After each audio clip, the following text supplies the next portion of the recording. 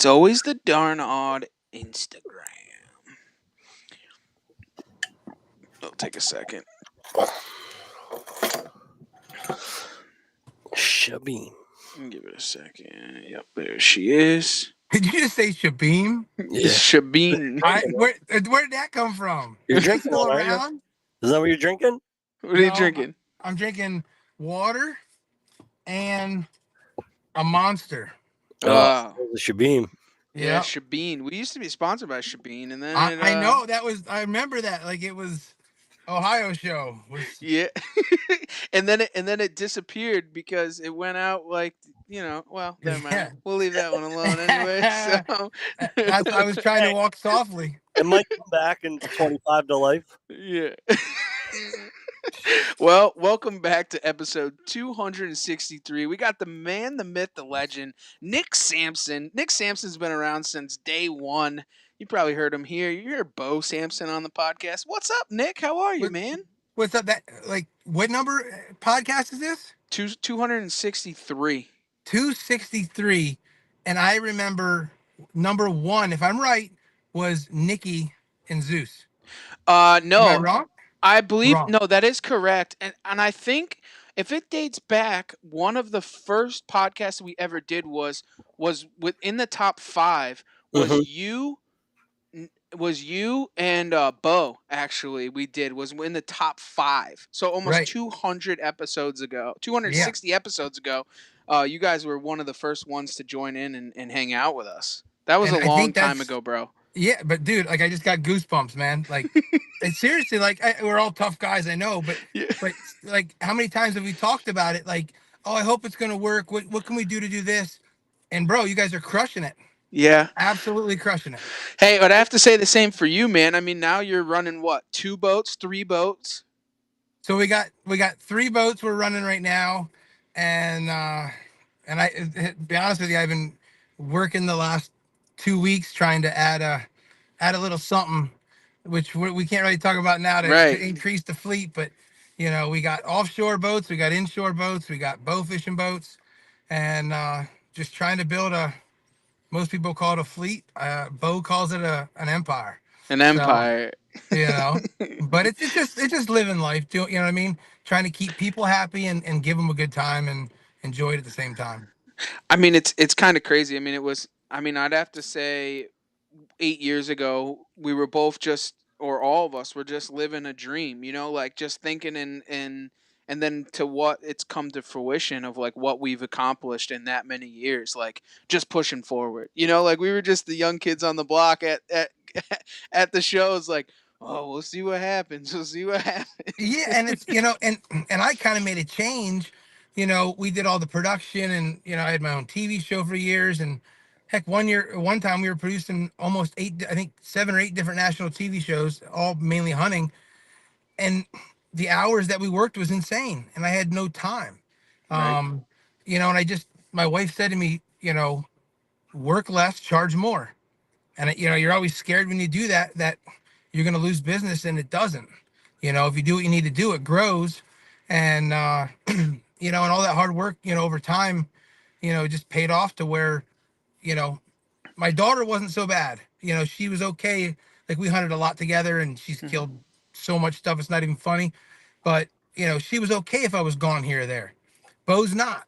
Well, I shouldn't say she was okay.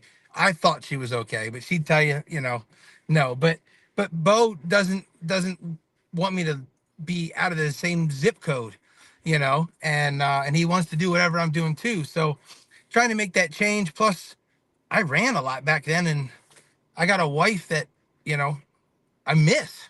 Right. And that's the truth. It really is. You grow up a little bit, and I did a lot of the things that I wanted to do when I was a kid that I thought about doing, and now we get new goals, and a lot of that is really just spending time with my wife, my best friend, and my kids more. So that's a transition. You know what I mean? And thank God she loves to fish. You know what I mean? Really, thank God she loves to fish. So and she's just I'm saying that just so other people, you know, aren't aren't afraid to say it, that I couldn't do it without her. I really Right. couldn't. and she's my rock, and that kind of stuff. And so are the kids too. And the other thing is my network and my friends. You know what I mean? And the people that I've had relationships with, which you'll hear about some of that probably today when we're talking. That don't burn bridges, and but at the same time, I don't forget. You know what I mean? Right. When somebody looks at me when I was 21 years old, my first TV show, and go, I ain't got time for you, or this and that, or somebody promised me a sponsorship for years, and you know, after I did my part and they didn't, I don't forget that stuff. And karma is one of my best friends. It's kind of crazy and to talk about that honestly, and it's, as you go through the space, right, and you meet new people and you start to understand. I mean, Nick, you were probably one of the first people to ever come to us when we didn't even have a thought of a sponsorship, and you're like, bro, we'll sponsor you, we're gonna sponsor your boat, boat fishing magazine, dude. It was like, it was it, like you were the first one to kind of like push that emphasis to go and get sponsors and do that. And we wouldn't be where we are today if it wasn't for something like that. Because you never think in a million years that you're even worthy of having something like that, and you do remember those people as your career goes on that remember you or that told you to screw off and not even think about even thinking about you, like, oh yeah, who's this hillbilly, he's gonna have a podcast, and figure almost we're 300 episodes in. Did you ever imagine, you know what I'm Right? saying? And It's crazy. technically we're 600 episodes in because we had 300 before we even started the outdoor drive, when we had East Coast bow hunting. Like, it's just Yeah. crazy, and you don't forget those things, and you take care of those that take care of you, And like that's what it it's comes down to. And I've always had this attitude that I want to help people. The tough part is we all have to survive and have a livelihood, hmm and helping people um you know costs time and money in a sense. And I always catch myself, and I still to this day, it's just part of my nature, is I catch myself helping people more than what somebody thinks I should be, without being paid, or without being paid enough. And that kind of turned into what I do when I'm not fishing, is consulting. And I've been doing that so much lately, just helping people, um, get to the next step and not have to take 6 years, to learn this or that. We just had a conversation the other day, you and yeah, I, right. about stuff, and I'm like, hey, you need to watch this and this and this. hmm Um, and I tell you what, I get so much enjoyment out of helping companies grow. And at the same time, like, I make some money on it, but I can share all this work and stress and hardship and things that I went through to learn them, and save you that, you right. know? So it just kind of goes hand in hand. And I'm always like left and right. I mean, like, I just called me the other day, and I was just like, listen, before you go do that stuff, call me. I'll help you with it. Because if we don't help each other, I mean, we're all going to struggle. And there's those growing pains and you failures, and if we could just teach somebody, it doesn't cost no money to teach somebody a lesson, before they learn it on their own and they make a mistake. And then help them when they need something down the road, where Yep. then could come around and help you, and kind of Right. keep you up and rolling. But Nick, why don't we turn the key, man? I know we kind of went on a tangent, as we Yeah. should, and it's always good, but we'll put it right in four-wheel drive. Tell everybody who you are, where you're from, and a little bit about what you do, Nick. So my name's Nick Sampson. I'm based out of Pennsylvania, originally from Williamsport. I live down outside of Harrisburg now, and in the winter, I always say, and then in the summer, we have a place in Delaware, and we run fishing charters out of Ocean City, Maryland, and Indian River, Delaware. Um, I have a production business, a consulting business, and marketing, and we just trying to live the dream, with my kids and family, like we were talking about earlier. And that's really what it's about, man. And like you had said before, that you kind of changed the way that you do things for a reason, because you want to be able to enjoy it. And like, what's funny is when a couple of years ago, I had seen you down in Harrisburg, and you're like, dude, I'm about to buy a boat. This is gonna happen. Da da da da. And then to see this empire that you've built. So talk a little bit about this whole fishing endeavor that you've taken on, and kind of what you do with it. Yeah, so I always tell everybody, my whole life, all I've ever done is hunt, fish, and wrestle. I was blessed to wrestle D1, and and that's all I ever did was just hunt, fish, and wrestle. And my whole life has kind of been around that. So we've been bow fishing, and I've been riding reel fishing all over the world my whole life, just all different places. And we got the bow fishing stuff really rocking. We're doing some charters in PA, and then transitioned that to over to the saltwater side of stuff. Really, I feel did a lot of the goals that I wanted to do. You know, staking a claim of for the stingrays and other stuff we do. Um, and then it was time to expand because I was tired of watching boats drive by me in the bay bow fishing and bringing back tuna and white marlin and wahoo and mahi and I'm like I can go catch them too. And but gas prices were really crappy then, so we started off with a smaller boat, like a 30 foot. It was actually a 30 rampage. And Slam just page. yeah, yeah, actually what it was, man. It's and but we tore it up with that and really just cut our teeth on it. Spent a lot of time just grinding, getting back into the stuff from when I was younger, and we go to Ocean City and Delaware fishing, and just had to get a lot of that back, building all my relationships back, and and building that network down there, and that's what it comes down to. We talk about network. Mm-hmm. I could not be as Oh, we lost Nick. the bow He's back. fishing or the offshore fishing without the network, and it really is, and it's a testament to all those guys. Um, and as that grew, everything looked like it was going in the right direction, and we kind of upgraded to the 40 Cabo, started doing tournaments, and now I think a few people know who we are when it comes to fishing. And it's one of those things when you're in the fishing community, and just like the hunting community or whatever, you have to have some type of network to bounce off of. For You some gotta reason, even I don't hear you, and um, and I don't know why. So I'm trying to figure out why I don't hear you. Um, it flipped. It flipped like oh, it. okay, you said try this. No, no, no, no, no, Is that Nick, what you no, said? no. Okay. The Um, audio flipped. Audio flipped. I don't know what happened. We were on such a good God, I love page. being live. we're Oh, trying. me We're too. trying. Give me one Hold on. second Can here. you hear me? You can hear me either, right? What's that? And I was wondering if you could hear me. Yeah, I got you. I'm not. Here we go. Here we. Are you there? Yeah, we're here. But I can't hear you. Uh oh. Why do I not hear you? This is the best thing about being live. I don't know what to do, brother. Here, Kick him out. My audio Yeah. just kick him out. can't hear you guys. Here, Oh, hold on. We'll remove guest. There you go. Then he can come back in after. Anyways, a word from our sponsors. A word from our sponsors. Here we go. Here's Nick. He's back again. Do we got you? Yeah, I don't know what happened. You're like audio flipped and then it went crazy. But No, you blacked out. Like you were gone. The whole screen went black, and then you came back. Yeah, I'm not sure what happened. It's all and, good.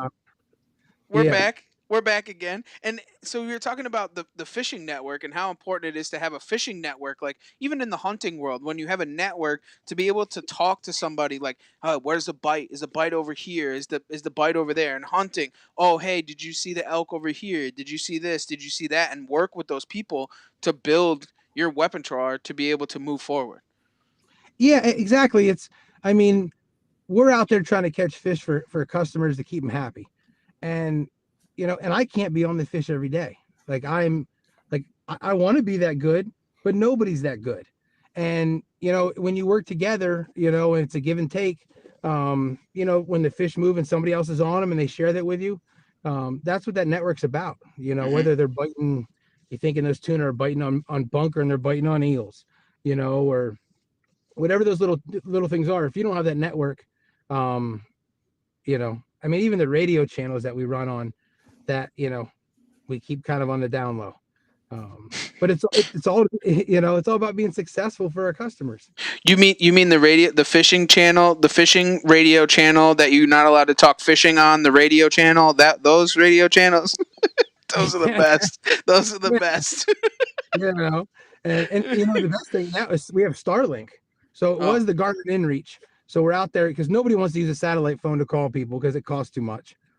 And then you got the Garmin InReach. It's like $36 or $32 a month unlimited. right. And man, like the other year, it was like InReach, you had information right away. Yeah, I know, and it's crazy. But nobody really. They all use Starlink now. So, I mean, not everybody, but Starlink is getting really cost effective. We have Starlink on the boat now, and it's cool because I can look up, like I can get updates on the ROF reports or, what are you doing? Whatever reports, that we need, or I can even make a phone call or back to somebody on shore and say, hey, what's that water temp doing? What's, who's Mm-hmm. catching what? But a lot of it now is, I mean, most everybody that we deal with is either InReach or Starlink. So we can communicate live without having to be on the radio at all. Um, and that works out awesome. No, absolutely. I totally agree. It's one of those things to be able to talk back home and see what's going on. Somebody's watching a report or whatever the case may be, especially in Right. that world.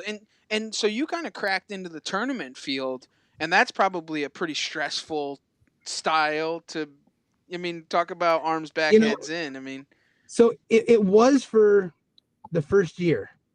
And then I finally got to this mindset of forget about being nervous, forget about all these 60 footers, 70 footers, and these legends. I mean, you got hmm John Duffy and and all these other guys. I mean, John Duffy, they got 52 or 56 white marlin releases in one day. I mean, these guys are like the best of the best. You got guys like Sushi, who won the North Carolina tournament, Big Rock, and and he's in my marina, and now I'm blessed to actually work with him on stuff. But these guys, like I was a little fish, and I finally said, no, you know what, forget this. We're gonna do hmm our thing. I don't like the fleet fish, and then it was fun. It's a challenge. And I love tournaments. We've been doing tournaments bow fishing, for years. And I just kind of put that mindset into it to where we're just going to do our thing. And last year we came close on a bunch of stuff, and we're in the runnings for different things, and then it's a drug, dude. It's a drug. I mean, you're just like, I want more, and this year we did all right. We cashed in two of the four big tournaments we were in. The Jimmy Johnson up in Atlantic City. We have a nice partnership with Hard Rock up there, and in Mid Tour Electronics, and um, my buddy Alex that does all the custom rods, and that's my plug for some of my sponsor guys. let it rip, Nick. Yeah, I'm gonna it thank really, my Mountain Dew, my you Budweiser. know, so we just slip it in, but but at the end of the day, it's a little different than the TV stuff back in the day, Yeah. where these are the people that like Alex, we call him Worm with AJW. His rods are insane, hmm and forget even working with him or anything like that, or whatever. There's lots of other guys that make good rods too. You've got to have good equipment, and it's expensive. So when you can do some of those things to kind of get us up ahead, because some of these boats are coming in $7-8 million. Look at Jordan's boat, hmm Catch 23, $8-9 million boat, a 10-12 man crew. I can't imagine the gear they got on there. They To don't be use honest, ugly sticks, Nick. They don't use yeah. ugly sticks. So I can show you footage. I took Bo's ice fishing rod one day, and we were bailing mahi in with an ice fishing rod. So as well as I do, you don't have to have $100,000 Omni. That just shows you where the fish are. It don't catch the fish for you. That's right. You It's so know, true. So you true. know, it's just so. I mean, we started working crew wise. I mean, my daughter has her captain's license.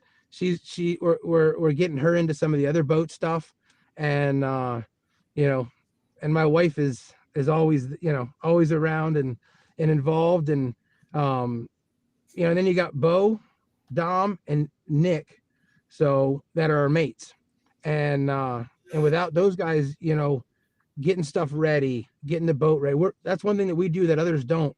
We run at least two, if not three mates on almost every trip, and definitely three for all our tournaments. Really? Yep, and that's a big difference because when you're on the boat and there's more than one mate, you want for nothing.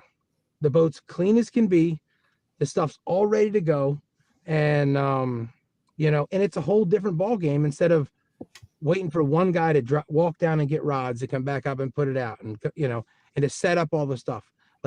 Like it's a machine, and I think that's one of the reasons that we get to get ahead as quick as we do. You got four minds, you know, that are contemplating and watching how that spreader bar is running, how that, you know, um, that Joe Shoots running or whatever it is that Right. Andy. It don't matter. It's just they're all watching. Instead of one person trying to go, I can't really see all the spread. Let me run up top or down below, um, and just keeping the boat clean and organized and customers happy. It's just a well-oiled machine at that point where it's just running. It's just doing its thing. And trying to do what other people aren't. Hmm. Because it's just like, I mean, when stuff happens and you got a trip like White Marlin Open the other year, we tripled up at one time, and all three tuna were in the boat and all qualified for weigh-ins. That's tough to do with one mate. Yeah, So you can't run out offshore trips with just a regular with just one guy. It's not. It's a whole team tell thing. 80% of the boats out there that, you know what I mean? You I look at it can't. going, but it comes down to dollars. That's the one thing too. Right? And Because I then they got to understand, split. right? And it's just, and it's like anything, you got to take care of it. And then it's finding guys that, you know, are going to be there on time, are going to put the extra hours in. Hmm. And there's a reason I didn't say that, Bo, Dom, or Nick's last name, because nobody else that runs a boat needs to worry about my mates. Yeah. You know what I mean? Because, so, but no, I mean, it's going great. We did amazing. If I feel we did amazing at the Jimmy Johnson this year. It was our first time fishing that tournament. We won the box of yellowfin, won like 28 grand, something like that. Our biggest yellowfin was a 95 or 97 pound yellowfin. Wow, it's a giant. Yeah. And it's just, and then we did the White Marlin Open.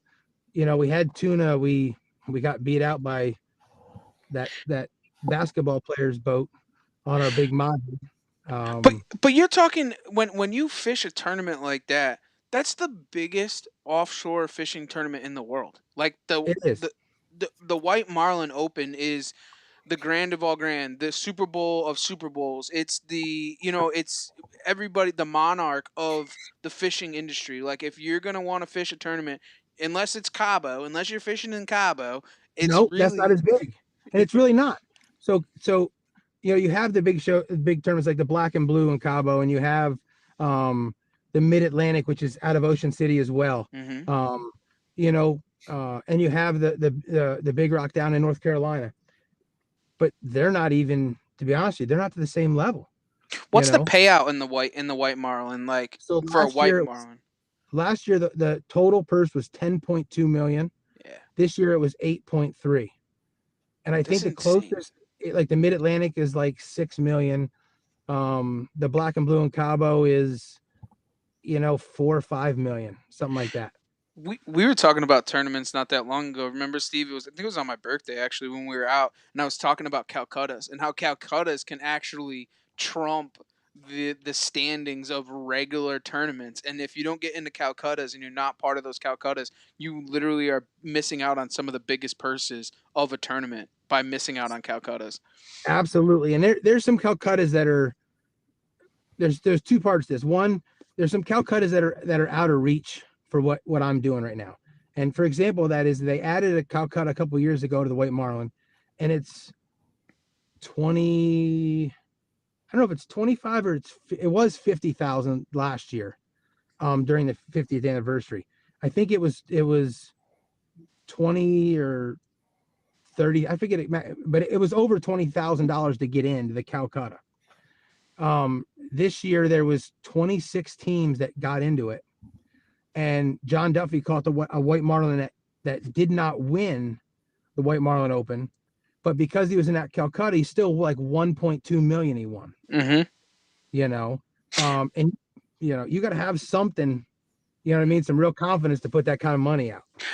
I remember, and this is kind of how it came up, was we were fishing a local shark tournament here, and we all would get in the Calcuttas, whatever, and this one team didn't get in the Calcuttas. They won the tournament, which was maybe say 10 grand winning, right? But the Calcutta was like 35,000. They didn't get in the Calcutta. So the second place team made more than the first place team because they Yep. were in the Calcutta. And like, could you imagine winning the tournament, but you really didn't win that much money? You won a couple bucks and then they got crushed in the Calcutta. Like, dude, that would drive me nuts. Yep. Well, so in this year, even at like the Jimmy Johnson, Rochambeau come up and absolutely dominated. Like they caught big eyes. They caught the elephants. They caught all kinds of stuff, and they won 4 times the money than the team that won the rings. Because the Jimmy Johnson, it's called the Quest for the Rings. They give Super Bowl rings to the winning team, Jesus. and it's based. In the past, it was based on money. Most Right. dollars won. This year, they changed it to most points. So the downfall of that is if you're in the release division, it's 125 points for a white marlin. But in the weight division, you get a point for every pound, but you can only weigh in 3 fish a day.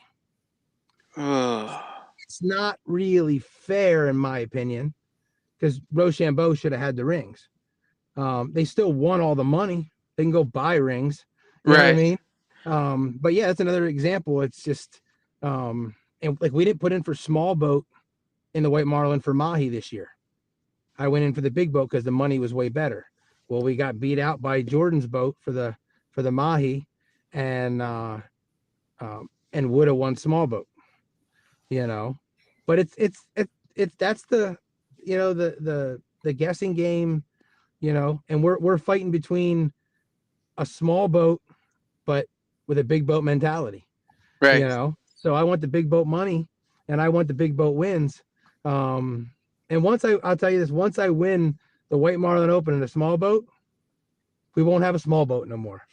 We're gonna have a big boat. There's a reason I have the small boat right now, and it's fast, it's fuel efficient, and it does everything. And I say small boat, it's 40 foot long, 16 foot wide, so it's not really a small boat, but it's a small boat in comparison to 60-foot Viking that you're fishing against. Or you look at the footage of Jordan coming in behind me with his 80 in the inlet, and he's chomping on my backside. You know, I look small because he's twice as long.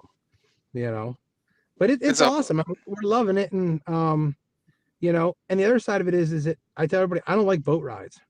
I'm not here to give boat rides. We're here to catch fish.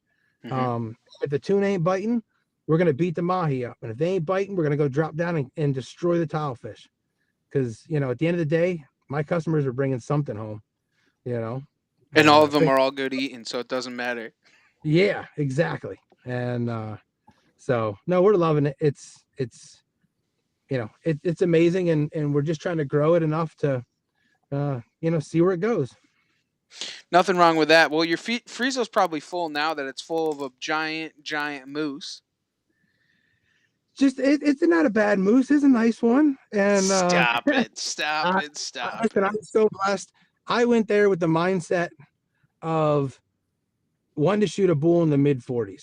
If I shot a bull in the mid 40s, I was going to be honest with you, just as happy as I am now. At that time, that time, that was my mindset. You know, mid 40s bull with some palms. And I'd have been happy. But the weird part is see, I drew a cow tag. Yeah, crank it back, because you did. Yeah, you started this off with a cow tag and ended up with almost a 60-inch bull. So figure this one out. Nick comes out. Talk about somebody who sat on a lucky horseshoe. It's Nick Sampson. So listen, I got a bunch of them horseshoes I sit on, but at the same time, we talked about in the beginning about networking. Right. Okay. And I've been putting in for the Maine moose draw for, I think it was 10 years. because I just hit the second increase in bonus points. So, I get this draw and I get a message from a guy that says, and my daughter's always been my sub permittee since she was little. That was just our thing that we were going to do because she loves to hunt. She knew she wasn't shooting the bull, but she was going to be able to come with me on the trip. And I get a text message that says, "Who you bringing?" And I said, "What do you mean?" And he says, and he sends me, and I look at it and I drew a moose tag. So I literally go right on the site to see what zone I got and what week. And it says antlerless zone 6 October. And now I'm like, are you kidding me? And I don't want to be ungrateful. You know what I mean? Most people are blessed to draw a moose tag, but that's not what I wanted. So now I'm into like almost depression, trying to figure out what I'm going to do. And I started looking up this site where you could actually swap tags. So I paid the $34, got on the swap site, and I think I emailed or called every single person in Maine that drew a tag. That was the crazy part of it. But and then I was kind of set where I didn't have a tag. I was just gonna have a cow tag, and I was gonna let my daughter shoot it.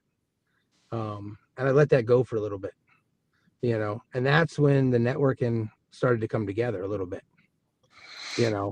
I saw the last guy on the list was this guy Nate that has OMM Outfitters up there, and Nate and I saw he drew, so I call him up and I go, "Hey, you want to swap me that tag, buddy?" And I've known Nate there's two outfitters, Randy and there's Nate, that are up there. One's in the south and one's in the north, and I've known them both for a long time. And I called him up and I said, "Hey, do you want to swap me your bull tag?" And he just laughed at me. Then he goes, "Hey, I need a cameraman for one of my clients. Can you get me a cameraman?" And then edit that footage for him. I said, "Yeah, I can do that. Can you find me a bull tag?" So, and that's really where it started, to where we started calling people that he knew and stuff. And we found an older gentleman that only wanted meat, and he couldn't hunt September. That's where the horseshoe came in, So we swapped tags, and now I'm set for September. But the problem was it was so late that Nate was booked up, and it was too far away from Randy. And Nate goes, "You're going to have to do what we call a standby hunt, where you hunt by yourself until guides open." Well, that wasn't a bad thing for me. You know what I mean? I've called bulls in Saskatchewan and shot small bulls on my own and other places. I love to hunt by myself like you guys do. I mean, how cool would it be to go to Maine and call your own bull in and kill it? Well, I'd love to see you hunt by yourself out of a saddle. That would be the funniest thing I've ever seen in my life. You can't ride horses and hunt Maine. Or for moose, it's too hard to do the same. Oh, you mean a saddle and a tree? Yeah. Yeah. Oh, my bad. I forgot all about those. I didn't know they're still around. Are they? So, if I was in a different place, I would talk about my joke. How you can tell a saddle hunter, the way it walks. Remember? Yeah, and, we remember. So look at him. Look at him getting agitated. I see him. Oh, don't get in my saddle hunting way. No, on saddle. Listen, at the end of the day, I'll be honest. I think saddles have an amazing place in the industry to kill deer a certain way, and certain deer, just like ladder stands, lock-ons, climbers, ground blinds, the whole 9 yards. And I think, as I'm going to call it a fad, and don't nobody be like upset about it, because everything has been a fad. The completely see-through ground blind, they're a fad. Doesn't mean they're not good.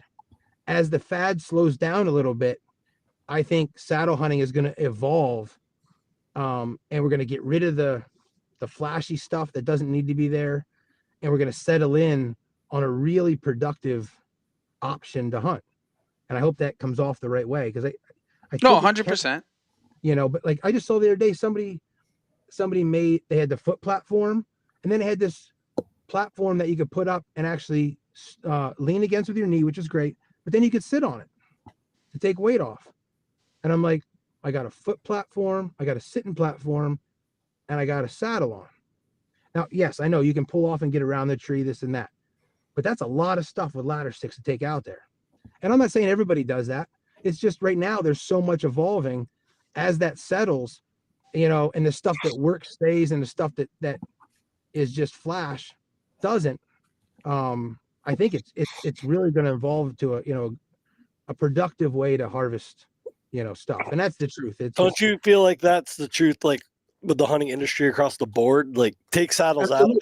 out, every type of archery equipment. Like, how much shit do you really need, and how much shit do you really need? Right. And That's why I said in the beginning, like everything's done that, and I think you're 100% on that. I think one is the hunting industry, but it's every industry, every hobby you can golf, right? Right. Just us as consumers, we need something else. So if I just buy that, I'll be a better hunter. If I get this piece of equipment, I'm going to get that buck that I couldn't get last year. But at the end of the day, you have to figure out, like, what do I really need? Right. It's pretty simple, right? Yep. But we're always in search of the next best thing to give us the edge. Right. I mean, if we're not physically killing a deer or looking at trail camera pictures, what are we doing? We're getting our stuff ready, right? We're trying to figure out what we need to kind of have every aspect covered. Like I had a range finding sight on my bow for one season. And I was like, this is stupid. Now, it might be great for a lot of people, but I'm going to tell you right now, I just added a bunch of weight to my bow. Now I'm pushing buttons, worrying about, is this right? Is this right? Do I have it on? Am I holding it on the right spot? Instead of going, my bow shoots like 0 to 30 with like an 1.5 inch adjustment that I don't got or 2 inches adjustment. I don't even have to worry about. And if he's at 40 yards, I can take my time and range him because I'm not shooting him unless he's just relaxed and I got time. Mm-hmm. We're not going to talk about shooting farther than that, but even there, it's, like I have an adjustable third pin. I love this one setup where my third pin is adjustable. Because if he's at 50 yards or 48 yards and I want to shoot him and he's feeding and not tuned up and everything's right, I got all the time in the world. Mm-hmm. What do I need all that extra weight on my bow? Like, get simple, Mm-hmm. And you're the military right. said it the right kiss. Keep it simple, stupid. And it's, same thing with fishing. You can't imagine. My boy Eric, if you hear this one, this is for you. Comes on with a duffel bag. Okay, I'm talking about a duffel bag. Like Bo could almost fit in this duffel bag, and I loved it because he's the good one where he has all the different stuff. He loves to learn, try new things, and most boats you can't get on and do that, and it was great. But then I get other people that come on and their buddy next to him catches 10 times the fish just with a top bottom rig, with squid on it. Mm-hmm. So it's just, but no, back to that. I mean, it really is like, and there might be a day I get in a saddle. Listen, if it's the right choice to do it, I'll do it. And I promise you'll get the pictures. Yeah, I know we will. I would take it in a heartbeat, but you only get the pictures if I'm if I'm standing in front of a dead animal. Yeah. Something that's, but yeah, it's just, I mean, and even the move, like I took off that morning, the first morning, and he says, there's a big loop here. He said, there's little cutoffs on that road all over. Just stop and start walk those roads and call. And that's what I did. I saw a bull, probably a 30-inch bull on this slough that I didn't even call. Like I got out of the truck, started walking, there was a slough, and I looked at him for a second. I was like, oh, am I not shooting that bull? First day all by myself, I'd have been happy. How long is the hunt? How many days hunt is it? So it was the 23rd to the 29th. Okay. So I had lots of time. Now 2 of the days it was calling for rain towards the end. Mm-hmm. And Wednesday, I think I started Monday, and Wednesday it was calling for a 10-degree drop. We just got past the full moon. And we already had like a 10-degree drop that week, and Wednesday was going to be another 10-degree drop. So I knew that day was going, in my opinion, was going to be right because the moon was starting to go away. So that first day, I was like, all right, I let him go. And I kind of figured nobody's around. I didn't see anybody else on the roads when we were driving in. So I started walking this road and there's a tree across it. And they're just like old 2-tracks. And there's a tree across it. And I'm like, oh, well, nobody's been here. And up there, you can drive anything that you can see, basically.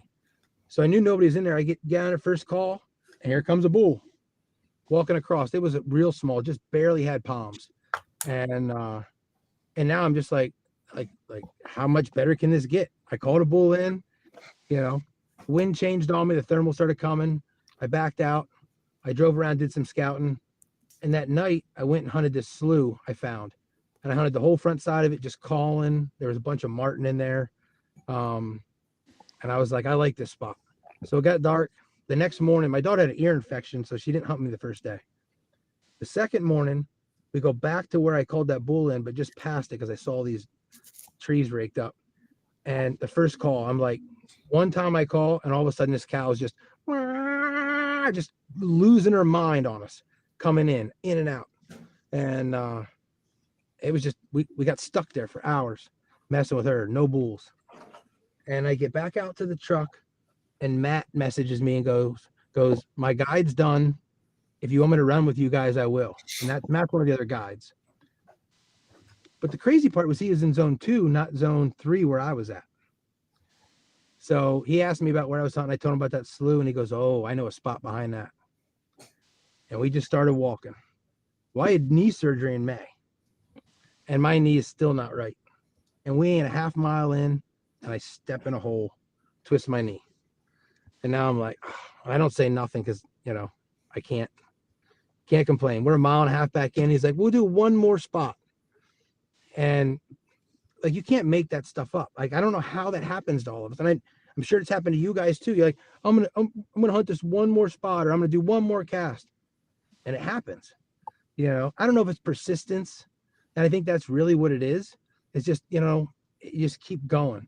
Because it was only 150 yards from the last spot, and that bull could have hurt us there. And we hear, oh. And dude, you want to talk about like excitement? It was on fire. I mean, is it a completely different tone though when you hear it, like the young bulls to the older bulls, like you would like a Jake gobble to a Tom gobble kind of thing? But at a distance, it wasn't to me, and that's where I learned a lot from this guy. Like I said, I've called bulls in, but mainly cow calling. I was always under the impression that too much bull calling is going to scare the smaller bulls away. And he's looking at me, go, you want to shoot a smaller bull? And I go, no. And he says, then why are we going to cow call? Let's bull call and try to call big bull in. I'm like, Captain Obvious, it made sense. Right. And like, we're walking and he's raking the trees as we walk with the shoulder bone, and he's smashing trees. And then all of a sudden that bull got to about 90 yards. Now it was so thick, you couldn't see him.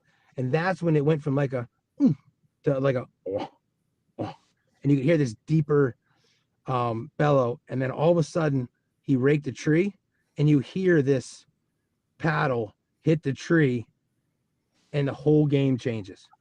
Like, it echoes through the woods like nothing you've ever heard. And it takes I hate to say it because I feel bad about it, that it takes a lot to get me excited, because I've been blessed to be on so many adventures, behind the gun or just guiding, or my kids. It takes a lot to get me really wound up. And he goes to the next tree, we still can't see him, and his horns hit. And now, he's got paddles. And then I can see the bull, but I can't see his head. And then all of a sudden, the one big side comes up. And I go, he's a shooter. It's a big, and I lose it. It takes a lot. I'm telling you, I lost it. And he goes, you're good. And the other side comes up. And I go, he's over 50. And he's like, what? And he couldn't see him all yet. And he's like, I can hear your heartbeat. Like literally. And for me, like, it takes a lot. It don't matter what it is in life. It takes a lot for me to get wound up, whether you get me mad, whatever. And And he's like, I can hear your heartbeat. Relax a little. And all of a sudden, and I pull the gun up and he goes, don't shoot him head on. I was like, all right. And I was going to shoot him kind of quarter in two. And all of a sudden he turns his head and he sees him and he's like, kill him now. Kill him now. He's a giant. I don't care what you hit him. Kill him now. And there's only because these circlers trying to get her wind. And that was a cool thing he did is and I'm on the fence on this, how well it works, but he was spraying bull and cow urine. There's real fine mist. And I'm not on the fence whether it works. I know it works. It buys you a few seconds, I think, because this bull's trying to get her wind. He kept circling us. And there's one step. His nose is already behind the tree. And I got one shot and it's inside of his shoulder because I don't want to shoot him on the shoulder. So I shoot him inside the shoulder, single lung. I break his leg, single lung, liver, and guts. And he hunches up and turns and runs. And he may or may not have got one rifled at him when he was running through the brush. Absolutely. What caliber? Yeah, 325 Winchester short mag. That'll do. With a 210 grain bullet. I like that gun because I have a 2-10 on it. It's super light and it's a short action. I don't even have a brake. Like I have brakes almost all my bigger guns. That gun doesn't have a brake. It's super light. It's fast because it's a short mag, but I got magnemitis worse than anybody. You know what I mean? If I shoot him in the knee, I want to get him. So I hear him for a little bit and it sounded like he crashed at like maybe 90, 100 yards.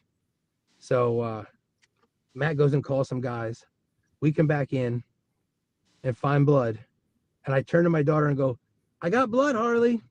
That's just so you know, that's the Maine moose sign to get up and run. Because he does. He gets up and takes off running. And now it's a flashlight and a 10 millimeter. But he only went like 60 yards. And we walk up to him and double drop tines, 59 inches wide. And God, you know what I mean? It's a hard one because it's a story that just is so intense that, it's not a lot of back and forth with you guys, but it's, gosh, we got meat for 60 inches though of a Maine moose. Like that's not a norm. Like that's an Alaskan sized moose. Like if we gonna throw something at it, that's an Alaskan sized moose. 60 inches. Like for those that don't know, that's equivalent of a 200-inch buck. I mean, I would say. The crazy part is they had 4 years history with this deer. Okay. And they called him Top Gun because when they first found him or saw him scouting, the new Top Gun movie came out. And he actually had, in 2002, he had the sheds from him. So there's a picture. Did you get him? I didn't get him. There's a picture. He found one and he had to buy the other from a guy that found it. I'd be buying both of them. There's a picture on Facebook. You can see I'm actually eating in one of their lodges underneath the sheds. And if you go on their website, they have all their Hall of Fame. They call them Hall of Fame bulls. Mm-hmm. So these bulls they have multiple year history with, and then somebody harvests them. The guys from Swarovski, their TV show was trying to kill that bull 2 years ago, and another bull moved in and supposedly pushed him out. They figured he was gone, and then they saw him last winter after the season was over flying with an airplane. So my question is, so how old do they think that he is at this point? If they were trying to kill him a couple of years ago. So 4 years ago, he was over 50 inches, in my opinion. Mm-hmm. A little weak on the one side. The interesting thing is in 2002, he was bigger than he was in 2003 because the winter was so hard. So he's 20. So that's why 2002 or 2022. I'm sorry, 2022. Okay. 2022, he was bigger. That's my bad. Than he was in 2023. So he was a shooter in 22, but you killed him in 21. 21, 22. Yeah, in 21 he was 50 inches. Wow. 49 to 51. That's when they first saw him. And he was. I mean, the crazy part with all these bulls, if you look on his Hall of Fame stuff, there's 3 or 4 bulls there that are, over 50 that they still are trying to kill. Right.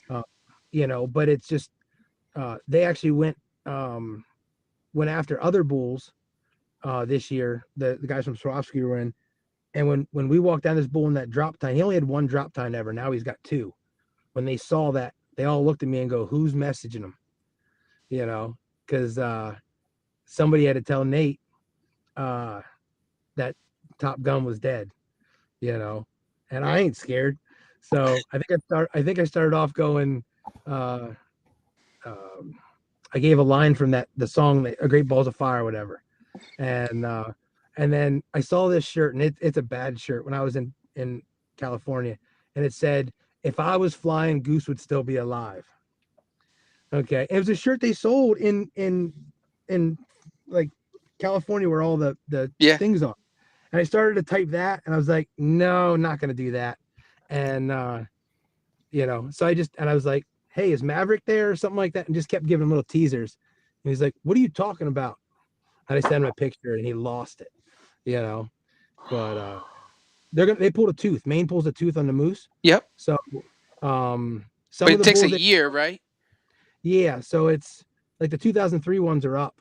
But a lot of the bulls that they've killed that look like that, when I'm looking at them, are 10 to 14 years old.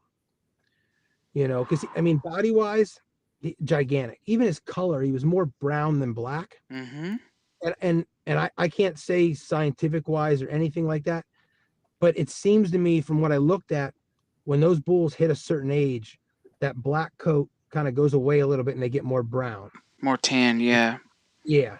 And all the bulls I saw that were 47 inches and above seemed like they were 900 to 950 pounds. Yeah, and what's because your stress as? we have no idea. We were almost 2 miles back in, and 7 guys trying to carry it out. Oh, you quartered it out there. I shot the bull at 6 o'clock. We made it to the truck at 12 p.m. I'm telling you, when I say we quartered it, the quarters, the loins, the rib meat, the neck meat, it's like these guys leave nothing. I think it was seven packs that we took out. Wow. And then it was another. I didn't get to bed till 3:30 that night. By the time we got it to the processor and checked I in, remember seeing all the posts all night long. I'm like, what is he doing awake? yeah. And it was insane. And I'm on cloud 9 because I'm like I'll be honest with my knee. There's no way I could have carried that head, hide, and horns out. This guy. Would you carry a backstrap? I carried a gun and a backpack, and I was on such cloud 9 that with my knee, I tell you, like I had to pull my shooting stick out and walk with it out because my knee was so put up. But I helped with some of the quartering and stuff like that. Yeah. And, I can't imagine just rolling one of those suckers over. So that was the problem. If you look at the pictures, he's U-shaped. Yeah. Okay. You guys know that most of my pictures I try to make look a little bigger than what they are. He fell in a little bit of a hole. We could not get him down to get the picture that I really wanted.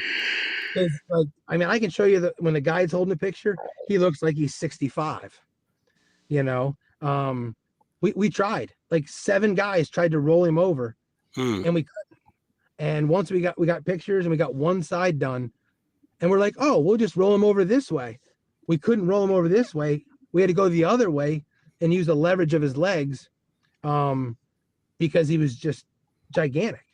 I'm telling you, I sat on this stump in awe for an hour and a half watching.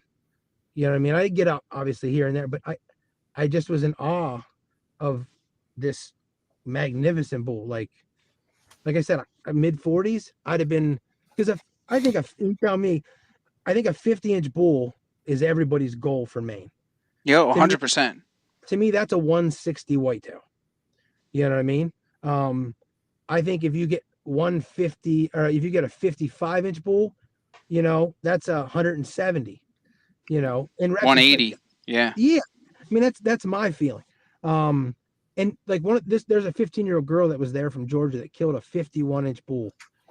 That was probably the prettiest. It looked like my one big side matched. It just didn't have the width, but it was gorgeous. Um, That's a magnificent animal.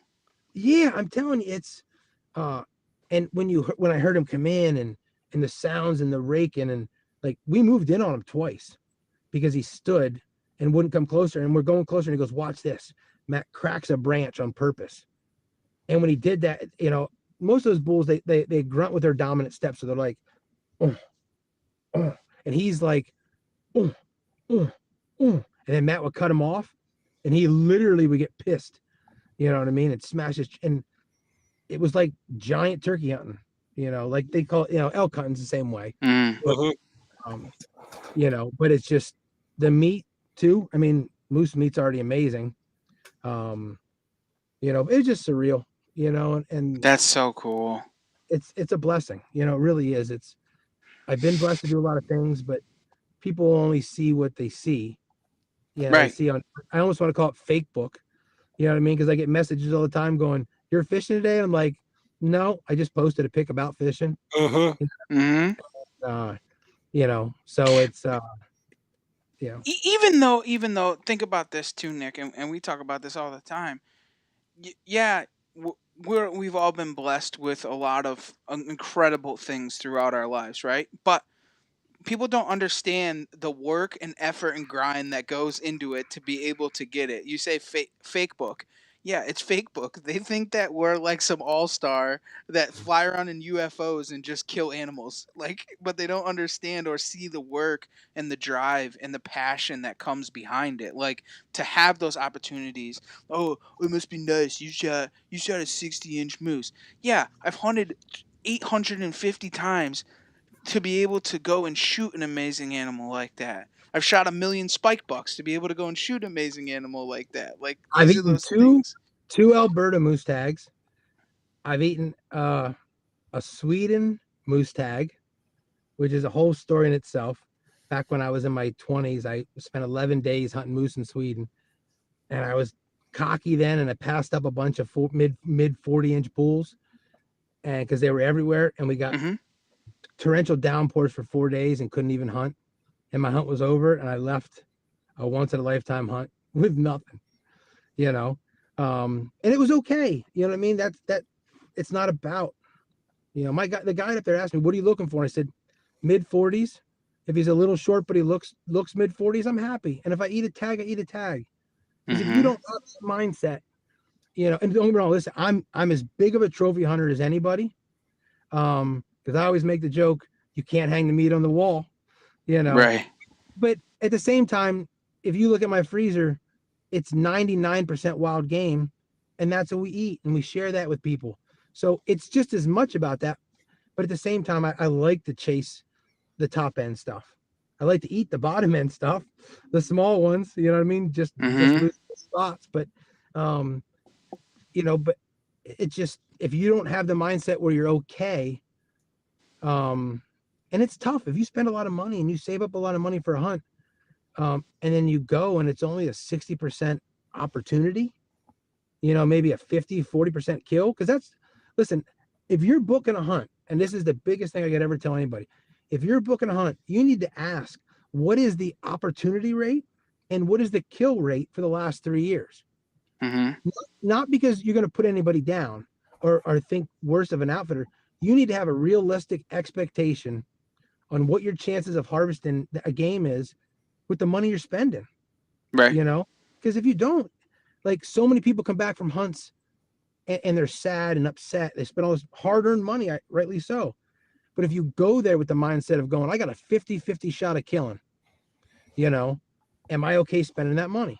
Hmm. You know what I mean? And if you are, you're going to enjoy the other stuff, better. You have to be willing to throw that away. It's like playing a lottery ticket. If you're not willing, or going gambling in Ocean City or wherever, if you're not willing to throw away $1,000, then you probably should just stay home and stay and hunting at home, because you have to be willing to throw that away or that tag away before you go and do it. Because that's, if not, you're not going to enjoy the hunt. You're just going to be That's miserable. a part of it, because it's half the mindset of I got to be willing to throw that. And it's hard to, like, I don't like to use the word throw the $1,000 away, because at the same time, as much as of a trophy hunter as I am, that hunt is so much more. That night of the slough, I had this pine marten sneaking in on me. You know what I mean? And I call it home all excited, telling my kids about, the pine marten that I saw. And I let it get real close and then scared it. If you don't do that stuff, then because listen, we're not going on a hunt, which is what a lot of people's mindsets are. We're going on an adventure. And when you do that, you have, like, we stopped at Kittery Trading Post on the way up. Oh, yeah, buddy. You have to. You have to. Like, how do I not show my daughter that I've been there? But she's got to see that, and having that cow around us the whole time. And I mean, she was just, it's hard to explain in the echo of a morning, that whiny like, it puts chills down you, and you gotta do that stuff, even if it's in a saddle, Even if it is in a saddle. right. So but I mean, it really, at the end of the day, it's just make it work. It's tough though. I'm telling you, one of my dream hunts is a brown bear hunt. Well, brown bear hunts are only like 70% kill. Mm-hmm. I can't put the kind of money they want for a brown bear hunt out on a 70% opportunity. I can't. I'm not going to be okay with that. Mm-hmm. Hence the reason I've never been on a brown bear hunt. It's true. It's true. And Stevie hit him with it. Remember this?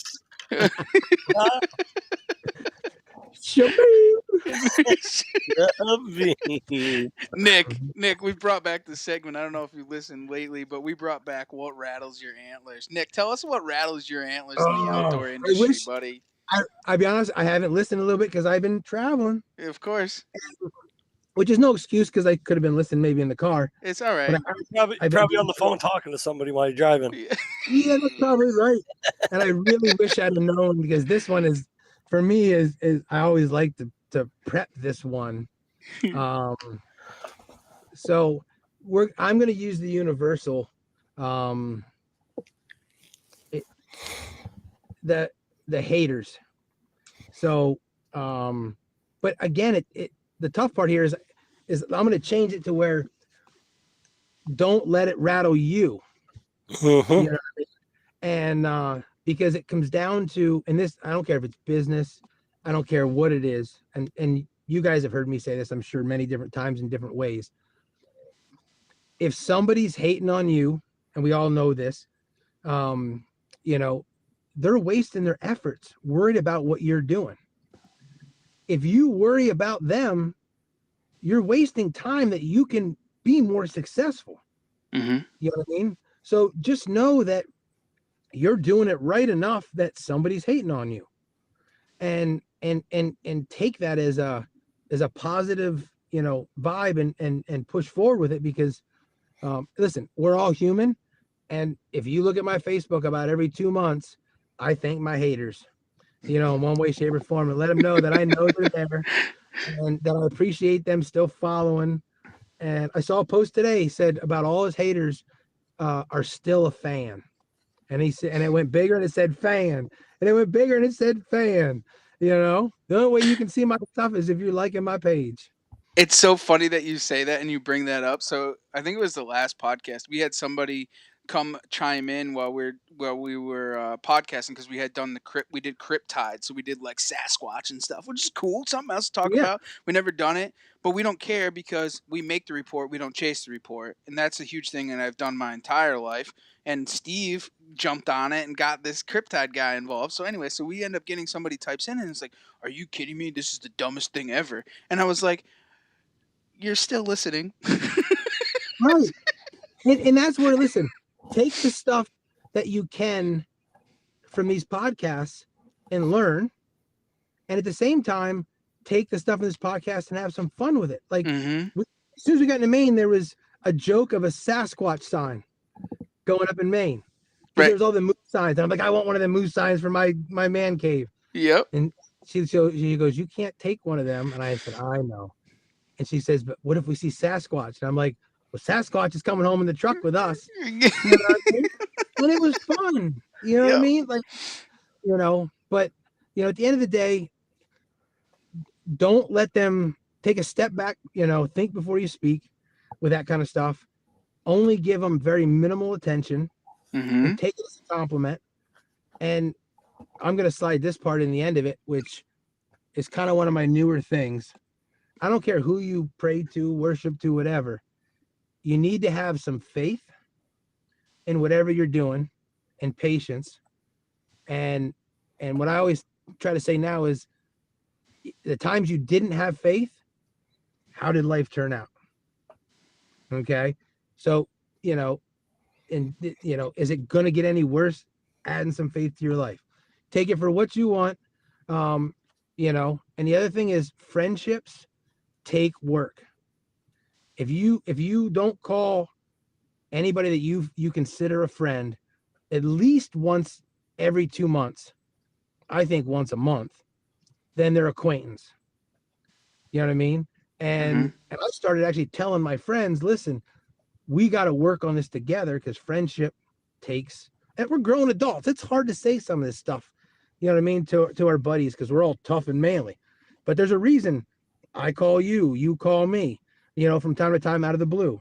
And I might be bored driving, but guess what? I'm touching base, making sure you're all right. Making sure everybody's good, family's cordial. Yeah, and listen, think about the spillover of that, where if you're putting effort into your relationships, and that goes for anything, friendships, relationships, whatever. But I started doing that more over the last few years, and it really has grown the real relationships, and you learn which ones are real. Mm-hmm.